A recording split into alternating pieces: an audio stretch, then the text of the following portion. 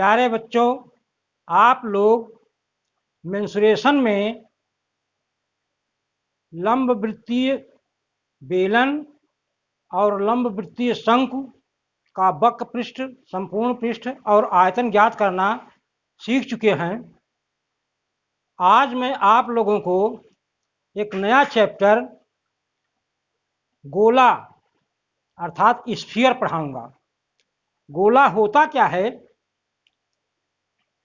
जैसे मान लीजिए कोई अर्धवृत्त है और अर्धवृत्त को व्यास मान करके अर्धवृत्त के व्यास को अक्ष मानकर अगर अर्धवृत्त को घुमाया जाए और कल्पना कीजिए कि जिधर जिधर से घूम रहा है वहाँ ठोस होता जा रहा है, तो इस प्रकार से जनित ठोस को गोला कहते हैं। और जो अर्धवृत्त का बाहरी सिरा होगा वह गोले का वक्र पृष्ठ होगा। गोले में केवल वक्र पृष्ठ ही होता है, क्योंकि पूरा भाग वक्र पृष्ठ और संपूर्ण पृष्ठ उसका बराबर होता है पूरे गोले का, तो वो वक्र पृष्ठ होगा। इसकी परिभाषा इस प्रकार दे सकते हैं, किसी निश्चित बिंदु से एक समान दूरी पर स्थित सभी बिंदुओं के समुच्चय को गोला कहते हैं। एक बीच में निश्चित बिंदु है, उसके चारों तरफ एक निश्चित दूरी पर जो भी बिंदु चल रहा है और सभी दिशाओं में, सभी विमाओं में, n डायमेंशनल फिगर में या 3 विमीय चित्र में, तो इस प्रकार जो आकृति बनती है वह गोला कहलाती है। अब गोले का पृष्ठ किसको कहते हैं कि किसी अर्धवृत्त को उसके व्यास के परतः घुमाने पर जो प्राप्त होता है वह उसका वक्र पृष्ठ होता है। अब सूत्र इसमें क्या है? गोले का आयतन बराबर होता है 4/3 पाई आर क्यूब, जहां पर r जो है वह गोले की त्रिज्या है। गोले का वक्र पृष्ठ बराबर होता है 4 पाई आर स्क्वायर और अर्धगोले का आयतन होता है उसका आधा, गोले के आयतन का आधा, तो 2/3 पाई आर क्यूब। ये अर्धगोले का आयतन हो गया। और अर्धगोले का वक्र पृष्ठ होता है 2 pi r square. 4 pi r square गोले का वक्र पृष्ठ होता है और अर्धगोले का होगा उसका आधा 2 पाई आर स्क्वायर। यह है इसका वक्र पृष्ठ कहलाएगा। और इसका संपूर्ण पृष्ठ निकालने के लिए इस वक्र पृष्ठ में जो आधा भाग गोले का है वो वृत्ताकार नीचे है, तो उसका क्षेत्रफल पाई आर स्क्वायर हो जाता है। तो 2 पाई आर स्क्वायर और पाई आर स्क्वायर जोड़ करके 3 पाई आर स्क्वायर होता है। तो इसलिए अर्धगोले का संपूर्ण पृष्ठ हो जाएगा 3 पाई आर स्क्वायर, जहां पर आल गोले की त्रिज्या है। इसको आप लोग ध्यान रखिए। ये 3 ही सूत्र पर है मुख्य। मैं आप लोगों को 4 सूत्र बता रहा हूं। उसके बाद फिर आवश्यकता हुई तो फिर जो गोली कोश होगा उसका आयतन और वक्र पृष्ठ ज्ञात करना आपको मैं बताऊंगा, और गोले का समतल परिच्छेद क्या होता है उसको भी बताऊंगा। तो पहले इनको आप तैयार रखिए। गोले का आयतन होता है 4/3 पाई आर क्यूब। गोले का वक्र पृष्ठ होता है 4 पाई आर स्क्वायर। अर्धगोले का आयतन होता है 2/3 पाई आर क्यूब और अर्धगोले का वक्र पृष्ठ होता है 2 पाई आर स्क्वायर। और अर्धगोले का संपूर्ण पृष्ठ होता है 3 पाई आर स्क्वायर। इसको ध्यान रखिए। अब प्रश्न देखिए, प्रश्न क्या है? उस गोले का आयतन ज्ञात कीजिए जिसकी त्रिज्या 3 सेंटीमीटर है। बहुत आसान सवाल है, ऑब्जेक्टिव प्रश्न में आता है बहुविकल्पी में। तो इसको आप देखिए, जैसे गोले का आयतन है तो उसका देखिए, गोले का आयतन बराबर होता है 4/3 पाई आर क्यूब।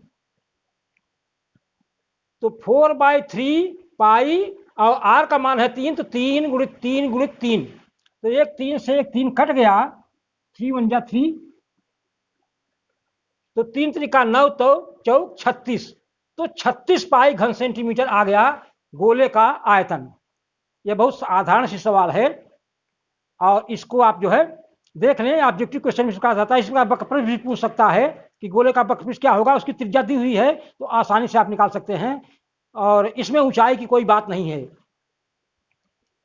अगला प्रश्न है 10.5 सेंटीमीटर त्रिज्या वाले धातु के गोले को पिघलाकर 3.5 सेंटीमीटर त्रिज्या एवं 3 सेंटीमीटर ऊंचाई के कितने शंकु बनेंगे। एक गोला है, गोला को पिघला करके हमको शंकु बनाना है, तो इसमें कौन सी चीज अस्थायी रहेगी। धातु का आयतन, चाहे गोला हो चाहे शंकु हो, कुल शंकुओं का आयतन जोड़ देंगे तो गोले के आयतन के बराबर होगा। तो पूछ रहा है कि कितने शंकु बनेंगे। इसका मतलब है कि पूरे गोले के आयतन में अगर एक शंकु के आयतन का भाग दे दिया जाए तो शंकुओं की संख्या निकल आएगी। इसी का सूत्र का प्रयोग करके, इसी विचार का प्रयोग करके हम सवाल को हल करते हैं। तो शंकुओं की संख्या बराबर क्या हो जाएगी, गोले का आयतन बटे एक शंकु का आयतन। और गोले का आयतन होता है 4/3 पाई आर क्यूब बटे 1/3 पाई आर स्क्वायर एच। शंकु का आयतन होता है पाई आर स्क्वायर एच। तो अब 3 से कट गया और पाई पाई से कट गया, तो बचेगा 4r cube upon r square h. अब मान रख दीजिए, तो 4 into 10.5 power 3 upon 3.5 whole square into 3। इसको गुणित में रख लिया तो 4 into 10.5 into 10.5 into 10.5 upon 3.5 into 3.5 into 3। अब इसको आप हल कर लीजिए, तो ये यहाँ दशमलव है, यहाँ दशमलव है, यहाँ दशमलव है, यहाँ दशमलव है, तो 2 दशमलव हट जाएगा तो ये 105 बन जाएगा, एक 35 बन जाएगा। 7 का भाग देंगे तो 7 पचे 35 और 7 एक कम 7, 7 पचे 35, ऊपर आ जाएगा 15 और नीचे आ जाएगा 5। इसमें भी काटेंगे तो नीचे आएगा 5, ऊपर आएगा 15 और यहाँ 3 से काटेंगे तो 3 त्रिका 9, 3 पचे 15। ये हो जाएगा आपका 3.5 यहाँ हो जाएगा, यहाँ 1 यहाँ 15 तो हो जाएगा 4 इंटू 15 इंटू 15 इंटू 3.5 अपान 5 इंटू 5, 2 5 बचेंगे। अब 5 से फिर काट दिया, 5 एक कम 5, 5 तिहाई 15, फिर 5 एक कम 5, 5 तिहाई 15। तो यहाँ पर हो गया 3 त्रिका 9 चौक 36 और यहाँ आ गया 3.5। तो 36 में 3.5 का हमने गुणा कर दिया। इसको गुणा कर लीजिए, रफ्कार करके गुणा कर लीजिए। मुहजबानी नहीं करेंगे, नहीं तो गलत हो सकता है, तो उसको आप रफ्कार कर लीजिएगा।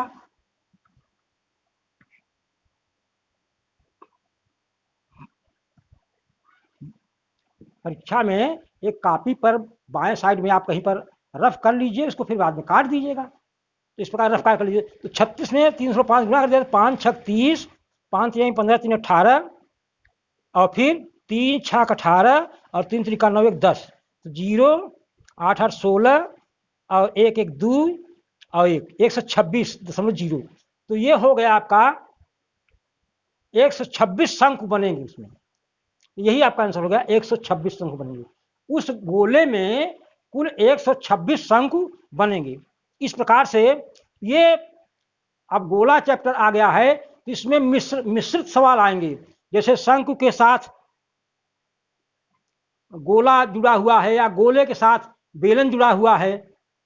जैसे एक बेलनाकार मकान का ऊपरी सिरा वृत्ताकार है या गोलाकार है, गुंबद उसका, तो इस प्रकार से पूरा का आयतन कैसे निकालेंगे। तो इसके लिए आपको बेलन का आयतन अलग से निकालना पड़ेगा और अर्ध गोले का आयतन आपको अलग निकालना पड़ेगा और उसके बाद फिर दोनों आयतनों को जोड़ देंगे तो पूरे मकान का आयतन निकल आएगा। इस प्रकार के सवाल हैं, इसमें मिश्रित सवाल रहेंगे। जब गोला पढ़ चुके तो चूंकि आप बेलन का आयतन और शंकु का आयतन पढ़ चुके हैं, इसलिए आप आसानी से इन सवालों को आप हल कर सकते हैं। इन सवालों को आप देखें और अगले दिन मैं इस प्रकार से मिली जुली सवालों को, जो गोला, शंकु और बेलन तीनों से मिली हुई सवाल रहेंगी, उनको मैं आपको बताऊंगा। और तब तक आप जो है इनको तैयार रखें और सूत्र को आप ध्यान रखें, इसमें सूत्र का निगमन की आवश्यकता नहीं है, सिर्फ आपको सूत्र को याद रखना है। गोले का आयतन होता है 4/3 पाई आर क्यूब, गोले का बकपृष्ठ होता है 4 पाई आर स्क्वायर, अर्धगोले का आयतन होता है 2/3 पाई आर क्यूब और अर्धगोले का बकपृष्ठ होता है 2 पाई आर स्क्वायर और अर्धगोले का संपूर्ण पृष्ठ होता है 3 पाई आर स्क्वायर। धन्यवाद।